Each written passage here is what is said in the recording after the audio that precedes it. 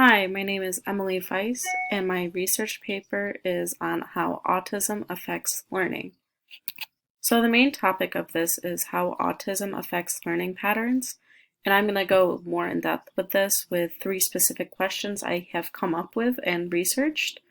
The main reason I really picked this is because I find autism to be very interesting, and I am planning to go on into the biology field, and autism has a lot of excuse me, neurological aspects to it, and I always found that sort of thing kind of interesting. So this research paper allowed me to really divulge into the neurological side of it, as well as the sociology side of it.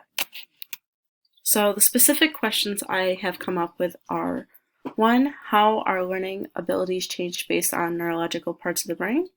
2, does gender play a role within people on the spectrum? And does autism and different learning styles affect how people with autism interact with everybody? So my findings for question 1. So for people with autism, the frontal cortex has less connectivity throughout the rest of the brain. So this meaning the pathways are not as strong and the signals cannot be sent back and forth. This has a lot to deal with nerve endings. But the frontal cortex deals with how people make their decisions. And if this is impaired, the decision making is not as excuse me, they cannot make decisions as well as other people can. This all depends on where they are on the spectrum, of course. If they are higher on the spectrum, the frontal cortex is going to be more impaired. I did find, however, that motor abilities and vision are fine. Most of people with autism are able to function with their limbs more properly than they would with other aspects, such as like decision making and thinking on their own and stuff like that. So that's how they end up learning, is using their body to navigate through life, really. And then their vision is fine. If they are looking at something, they are able to identify what's happening and they are able to recognize what's going on.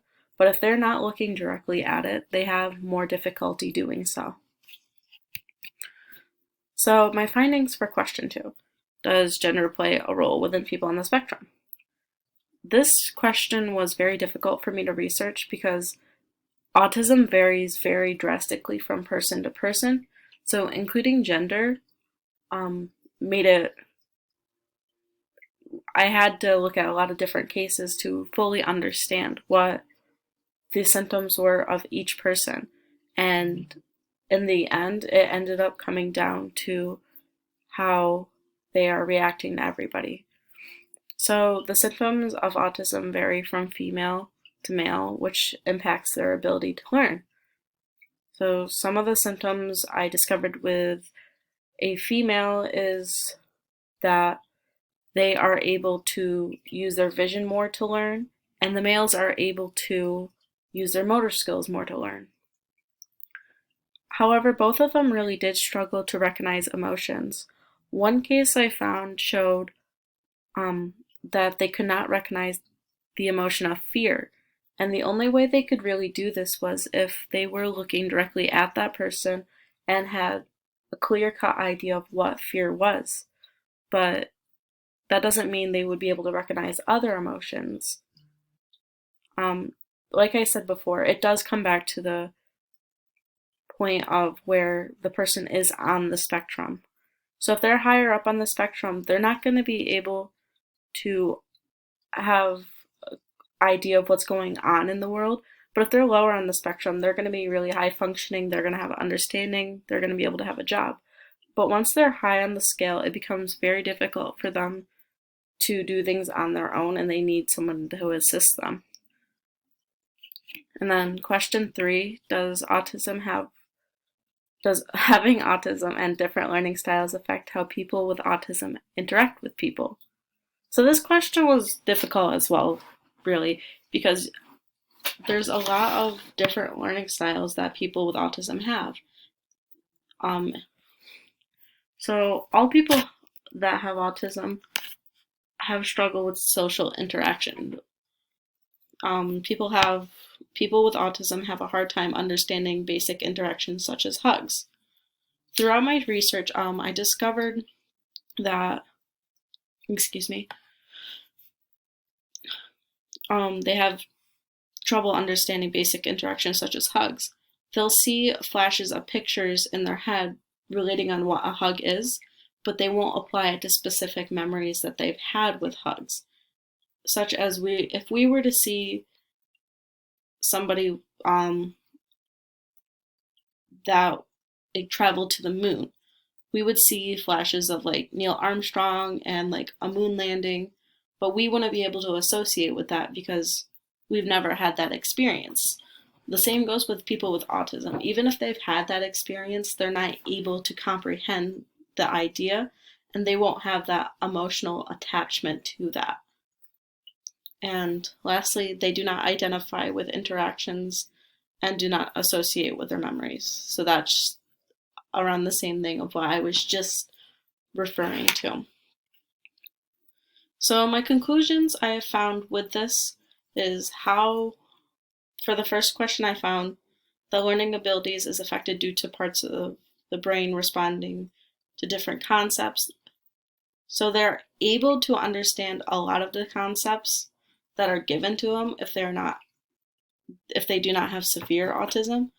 But if they do have severe autism, the pathways in their brain from the frontal cortex to the rest of their body are not as applicable.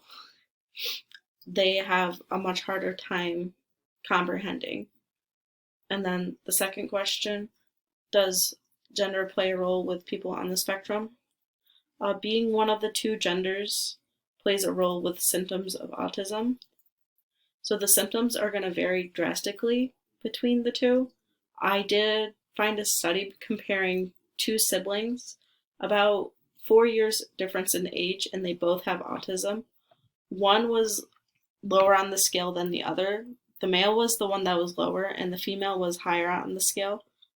The male ended up being able to have social interactions and he talked to everybody, and he was very good in school, and he did not really struggle as much. But the female, on the other hand, tended to stick alone and did not interact with the other people, and she did not do well in school. She did need a lot of help. The one thing about this study was that everything was the same in their lives. They grew up in the same environment, the same parents, and went to the same school. But both turned out drastically different. But then, as I did research on other studies, I discovered that the symptoms between the two genders showed that there's some similarities and there were some differences. But females tended to have the better ability to use their vision, and males had the better ability to use their motor skills. They were both able to do this because of different pathways connecting in their brains. So it does have gender does play some role in people on the spectrum, but in the end, they ended up with the same basic symptoms. All that's really different is just how far they divulge. And then the last question, does autism and different learning styles affect how people with autism interact with people? The learning styles do not play an effect into this, rather their interactions with people are due to the way their brain works. So the learning styles are completely different. The learning styles are applied during school when they're actually learning new information and how they interpret things. But when they are interacting people, all that is due to is how their brain is wired. And everybody's brain is wired differently, even if you're not disabled. But people with autism, their brain is much more vastly different than average people would be. So I found this one not to be true, and learning styles are not really playing an effect into this. And then I did discover I ran into a lot of difficulties with this research essay. I really wanted to take this a lot farther, but one of the main problems is there wasn't enough research for the original questions I wanted to ask. I really wanted to understand the different pathways of people with autism, but we do not have the technology or the right people looking into this yet. So hopefully in years to come, like there will be more research on all of this and it'll be updated. And then another difficulty I encountered was most research I found was older than 3 years. This was a problem because I really did want updated information, but I also understand that technology is always updating and so is medicine. So that's why it was really difficult to actually find information that was relevant from recent years and not years from like 2012, 2016, and even 2000. But some of those older researchers were able to help me prove some of my points right from research that was recently found, of course. And then the research I wanted to discover has not been really explained in depth yet. So nobody has really taken it any farther than the basics and doing basic studies. And then this relates to sociology because we need to know how people with autism and how they function in order to create a world where they're better accommodated. So the point of my research essay was really to explain what autism was and what are some causes it might be, and then exactly how they function as a person. Because if we don't know anything about people with disabilities, we're not going to move further in our society and be more accommodating. And right now, I think that's one of the biggest problems we have is that we're not accommodating and we're not really looking out for one another. So, there's a lot of different things that coincide with disabilities, and the more research we do on it, the better we can make lives for them and hopefully do everything we can to help them. So going from here, I believe there needs to be a lot more research implemented in order to better understand how the brain works of someone who is autistic. If we're able to understand how autism works and affects each individual person, we can provide a better education for them by learning their different learning patterns and what works best for them in that particular situation. Of course, this is going to be really difficult because autism is vastly different from each person. But hopefully one day the technology will be updated and we will be able to really divulge into different studies with people with disabilities. And then that's all I have, I believe. Yep.